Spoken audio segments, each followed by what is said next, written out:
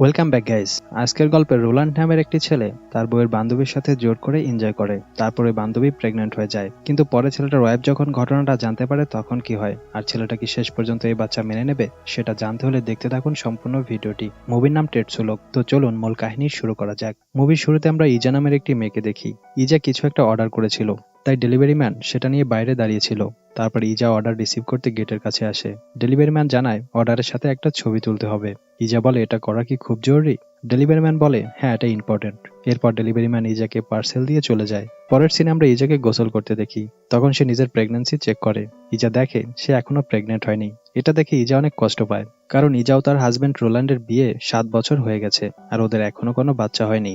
রাতে ইজা তার husband রোল্যান্ডকে call করে এবং আজকে আসতে এত কেন লেট হচ্ছে সেটা জিজ্ঞেস করে।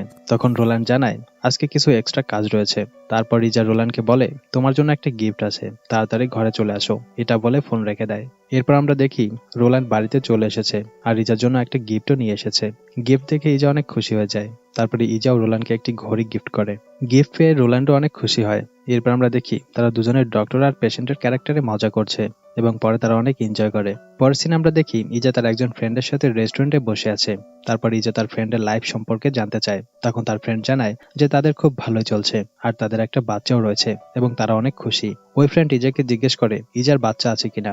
ইজা বলে এখনো হয়নি, তবে অনেক ট্রাই করতেছে। তখন ইজার ফ্রেন্ড বলে তোমার ডক্টর দেখানো উচিত। ইজা জানায় তারা ডক্টর দেখিয়েছে, কিন্তু এখনো কোনো রেজাল্ট আসেনি। ফ্রেন্ড বলে হয়ে যাবে, চিন্তা করো না, তোমরা ট্রাই করতে থাকো। পরের সিনে আমরা র্যাকওয়েল নামের একটি সুন্দরী হট গার্লকে দেখি। আসলে র্যাকওয়েল ইজার খুব ভালো বন্ধু। এরপর আমরা দেখি যে র্যাকওয়েল ফটোশুটের কাজ করে। এখন সে ইজাকে কল করছে আর তারা দুজনে কথা বলছে। তখন র্যাকওয়েল ইজাকে জানায় আমি খুব তাড়াতাড়ি তোমাদের শহরে আসছি, আমার ওখানে কিছু কাজ রয়েছে। আমি কি তোমাদের বাড়িতে কিছুদিন থাকতে পারবো? তখন ইজা বলে কেন নয়, চলে আসো, আমরা একসাথেই থাকবো, অনেক মজা হবে। ইজার কথা শুনে র্যাকওয়েল খুশি হয় আর ফোন রেখে দেয়। তখন আমরা দেখি যে ইজার বমি হচ্ছে, তাই সে আবারও নিজের প্রেগন্যান্সি চেক করে। তারপর দেখে যে সে এখন প্রেগনেন্ট হয়ে গেছে। এটা দেখার পর ইজা অনেক বেশি খুশি হয়। রাতে আমরা দেখি যে ইজা রোল্যান্ডকে তার প্রেগনেন্ট হওয়ার খবরটি জানায়। তখন রোল্যান্ড খুব বেশি খুশি হয় আর ইজাকে আদর করতে থাকে। পরে তারা অনেক এনজয় করে। পরের সিনে আমরা দেখি যে রোল্যান্ড ইজাকে নিয়ে হসপিটাল এসেছে ইজার টেস্ট করার জন্য। তখন ডক্টর তাদের একটা ব্যাড নিউজ শোনায়। ডক্টর ইজাকে জানায় যে তোমার প্রেগন্যান্সিতে অনেক প্রবলেম রয়েছে আর তাতে তোমার লাইফ নিয়েও প্রবলেম হতে পারে। প্রথমে আমরা ওষুধের মাধ্যমে ঠিক করার ট্রাই করব। যদি তাতে ভালো রেজাল্ট না আসে তাহলে সার্জারি করতে হবে, আর যদি সেটা না করা হয় তাহলে ইজাকে বাঁচানো কঠিন হয়ে যাবে।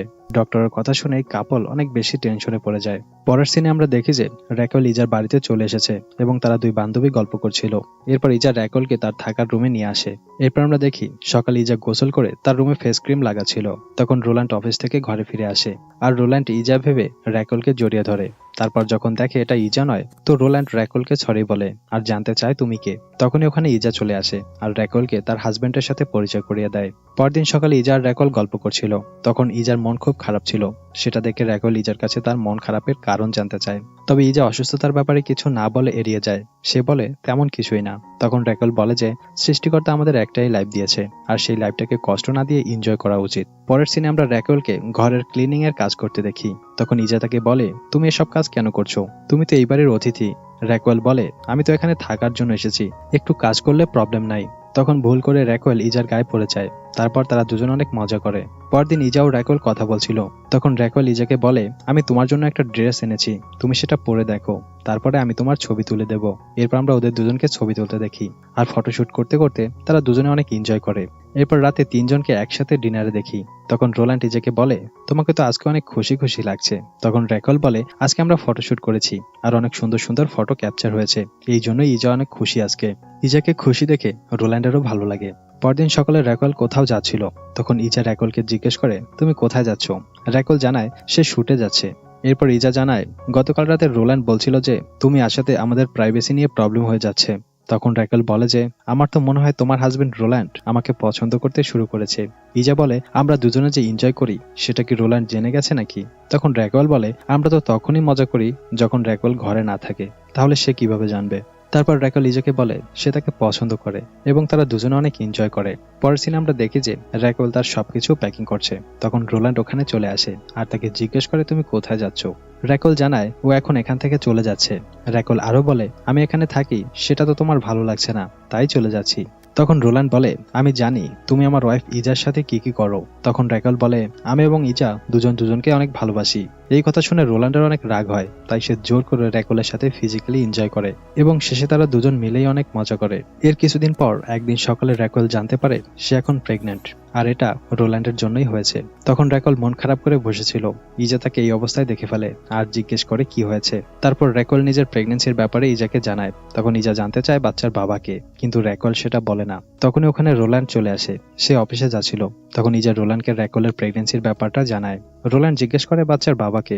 ইজা জানায় সেটা র্যাকল বলছে না। তখন র্যাকল বলে, এমন কি হবে যার সাথে ইন্টিমেট হওয়ার জন্য আমি প্রস্তুত ছিলাম না। এই কথায় রোল্যান্ড কিছুটা শকড হয়ে যায়। পরের সিনে আমরা দেখি যে র্যাকল এবং রোল্যান্ড দুজনে কথা বলছিল। তখন রোল্যান্ড জিজ্ঞেস করে এই বাচ্চা কার। র্যাকল বলে, এই বাচ্চা তোমারই। রোল্যান্ড বলে, তুমি এসব ইজাকে কেন বলছো না? র্যাকল বলে, না আমি ইজাকে এটা বলে কষ্ট দিতে পারবো না। তখন আমরা দেখি যে ওদের দুজনের কথা ইজা লুকিয়ে শুনে ফেলেছে, আর ওদের এই কথা শুনে ইজা অনেক শকড হয়ে যায়। এরপর ইজা ওদের সামনে চলে আসে আর র্যাকলের উপর অনেক রেগে যায়, এমনকি তাকে মারতে শুরু করে এবং শেষে তাকে এখান থেকে চলে যেতে বলে। পরের সিনে আমরা দেখি যে একটি রেস্টুরেন্টে ইজা ও র্যাকল কথা বলছিল। তখন র্যাকল ইজাকে বলে, আমি এখান থেকে চলে যাচ্ছি, এটাই আমাদের শেষবার দেখা। তুমি কি এই বাচ্চা রাখতে পারবে? তাহলে তোমারও বাচ্চার শখ পূরণ হবে। তখন ইজার অনেক খারাপ লাগে। ইজা বলে, আমি একজন মাকে তার বাচ্চার থেকে আলাদা করতে পারি না। তখন র্যাকল বলে, আমি তোমাদের কাছে ক্ষমা চাচ্ছি, কারণ আমি তোমাদের অনেক কষ্ট দিয়েছি। তখন ইজা জানায় এমনটা কিছুই না, লাইফে প্রবলেম আসবে আবার চলেও যাবে, এমনটা হতেই থাকবে। এরপর আমরা দেখি রোল্যান্ড ওখানে চলে আসে। রোল্যান্ড ও ইজা দুজনে খুশি থাকে আর র্যাকওয়েল ওখান থেকে চলে যায়। আর এখানে এই মুভির গল্পটা শেষ হয়ে যায়। মুভি দেখতে চাইলে ডেসক্রিপশন থেকে টেলিগ্রাম চ্যানেলে জয়েন করুন। এরকম মজাদার সব মুভির এক্সপ্লেনেশন দেখতে ভিডিওতে লাইক দিয়ে চ্যানেলটি সাবস্ক্রাইব করুন। আবার কথা হবে পরবর্তী কোনো ভিডিওতে। ততক্ষণ পর্যন্ত আমাদের আগের ভিডিওগুলো উপভোগ করুন। Good bye, take care.